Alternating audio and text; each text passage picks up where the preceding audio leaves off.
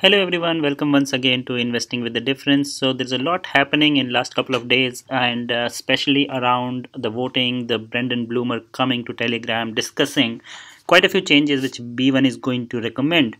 Remember, block.one is not in control of EOS, and ultimately any change they are going to propose has to be approved by the community either through referendums or through BPs who are the current BPs who have to vote, as it happens with most of the proposals. So that is one thing which I would like to highlight before we get into the details.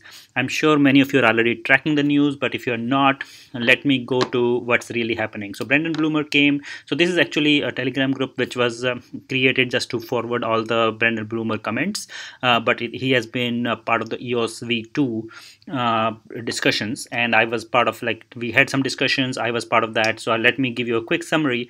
So basically what they're proposing is one token vote, one vote. What it means is that while today every token, if you hold 100 EOS, you can vote for 30 block producers, and that 100 EOS is applied to all 30 block producers. In one token, one vote, if you vote for more than one block producer, your votes are reduced by that much amount. For example, if you vote for two block producers, your 100 votes are split, 50 votes for one and 50 for another, and so on. And if you vote for more and more, your votes will have less and less weight. What that means is the total number of votes, assuming 1 billion total token supply, so the total votes are limited to 1 billion. And now the BPs are going to compete. How it is helpful is because right now the top block producers, what they are doing is, for example, if I'm an exchange or a whale, if I own a huge amount of tokens and I'm trying to build my own BP and I'm trying to vote for myself, I still have 29 more votes for sale. And people are colluding, right? Means you have these as a business minded person who doesn't care much about the ethics of the chain, who doesn't care about all the principles we are talking about all the time, who says that ultimately it's a block production. I come from a Bitcoin background, I only care for how do I benefit from block production from those, for those pure business minded community members or block producers, or the whales. They will have to make a choice now. If they vote for more than one, and if they collude with somebody else, they are going to lose that part of the vote which they were planning to use. So right now in the current model, there is no impact of voting for a colluding partner, but in the new structure, it will be a very difficult decision for them to go and vote for anybody else. So this will really kill the collusion. It will give more chances for other block producers to come up on the top based on community voting, based on more and more work they are doing. So it's a great change.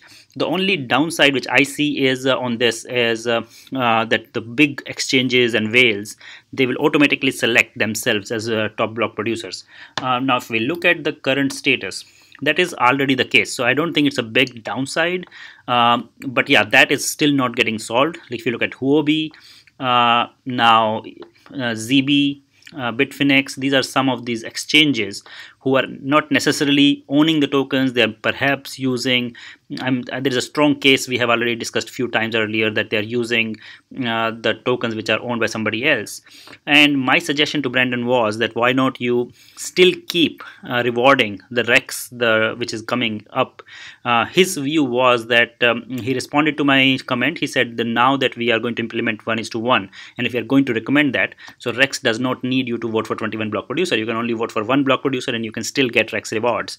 My point was, if we actually add another aspect to it where we say we spread the votes, if you spread the vote as a community member, so then you get Rex rewards, otherwise you do not. So for example, if Huobi or ZB or Bitfinex or even the whales are supporting some of these block producers, which we believe is the case, if they end up voting for only one block producer and they are trying to self-vote, then they will not at least get the rewards. While I understand that the Rex rewards will be much lower than the block production rewards, but at least the people who are going to be on these exchanges, the users, they will not be rewarded by. So right now these exchanges can actually pass on the Rex benefits and keep the users. So that's my view. I think, but still, I still see a huge benefit of 1:1 voting. So remember, this is not one account, one vote. This is one token, one vote. So still, if you have more tokens, you are impacting much bigger in terms of the outcome. And also it is less gameable, because if you will have to buy more tokens to really vote for yourself, as well as you will not be able to vote for partners. The reason, again, I will go to EOS Authority analytics tool, and they show you the correlation. So if you look at the reason why I like this solution, is that there's a huge correlation between some of the block producer, like 86% they are voting for each other, the same accounts are voting for them. Some of them go all the way up to 94%, and these are like in the same region. Of course, nobody can say for sure, but if you look at these, all these are in the same region, nearby block producers, and they are highly correlated. And this is kind of what is an impact right now, I think we are seeing, and it's becoming like the bigger accounts are able to control the tokens, and it's not reflecting the other token holders. So I think it's definitely an improvement. But again, it will not be easy to implement these changes, because it's a running chain, community owns it. So the proposal is going to come out by next week. That's what Brendan has claimed. And also they are still debating. They are saying that they're going to share the details just like they usually do with a Medium post. Typically it is Dan who comes out. I think because of recent controversies, I think Dan is more focusing on implementation, and Brandon is engaging on this community channel. So ultimately I think he's still suggesting other things which came out of this discussion was he has said that worker proposal system is not a good idea. And if you see here, he's talking about worker proposal should not be at the base layer. And he's also saying ECAF should not be there and it should go. So these are all great things. I think B1 is coming out and making their stance very clear on some of these aspects which we have been debating, and I kind of agree with all of these things. I think it will be very useful what they are doing here in terms of clarifying their stand. More than that, I think I cannot right now find the message. He talked about B1 getting more active in different communities. He talked about hiring 4 different language speaking staff members who are going to go out, make statements, make communication with the individual communities. And as you know, right, means even in China, in Korea, all these big bag holders and big communities of EOS there, they all respect block.one a lot. They all respect Dan Larimer a lot. While we all talk about how this is kind of there are a lot of big influence coming from there. There are cartels forming, but remember that block.one has a huge following there. So it's a community which really looks up to Dan Larimer, which really looks up to what block.one is saying. And from that perspective, if they reach out to them using local language staff members, I think that's again going to change, and block.one can influence a lot more. So I think it's a great thing which they are trying to do in 2019. They have realized that they need to really go ahead and start doing a lot more work towards community and make EOS popular. This other thing which he talked about is a lot of people asked him about the wallets, the new projects they are working on, when are they going to announce. He has repeatedly said that they are not going to release the roadmap. He compared themselves with Apple, where he said that Apple does not announce when they are launching a new project. They are not telling you that, oh, there's a new watch coming, or there are new AirPods coming, or there's a totally new iPhone coming with different kind of form factor. So they're modeling on that. They're saying that you will not be disappointed with the products we come out with. These are some grand plans around it. So he has promised some big things. So I think that is another great thing which came out of this discussion. They are still actively working on it. He talked about all these projects are in very advanced stages. Some of them are just waiting for legal, some of them are waiting for final approvals, and so on. And that's, I think, what is a great news again. So a lot of great stuff, I would say.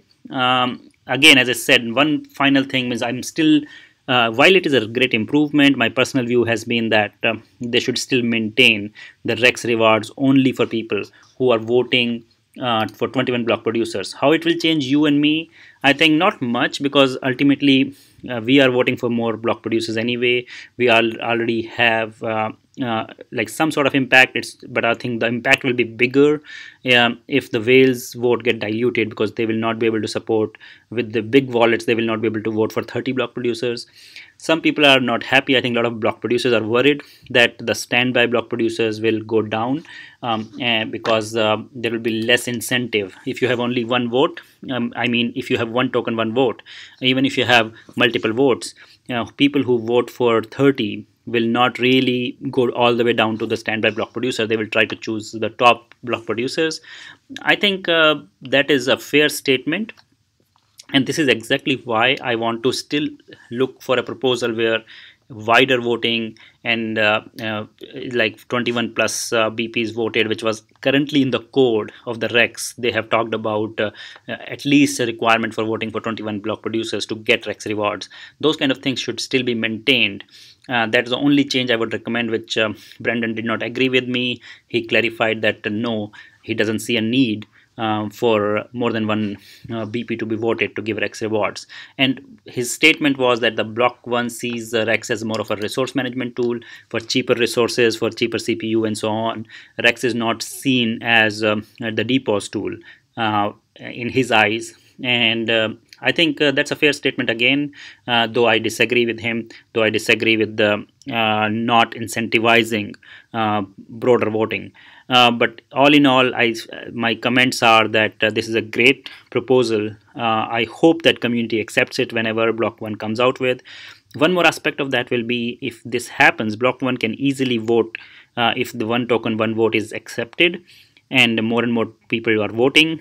All this will mean that block.one, with their 100 million EOS account, if they vote for 30 block producer, each block producer will get like 3 or 3.5 million votes, which is not going to be huge in the context of 1 billion votes. Today, if they vote for 30 block producer, each of them gets 100 million votes, and they automatically get selected. And that becomes again a very difficult thing to justify in a DPoS where the block.one is deciding all the producing nodes. And I think that's almost impossible for them to vote for diverse set of block producers with certain criteria. So at this moment, I think they're not voting, because this will create a huge FUD, and this will actually not be good for ecosystem if block.one is deciding who should be producing.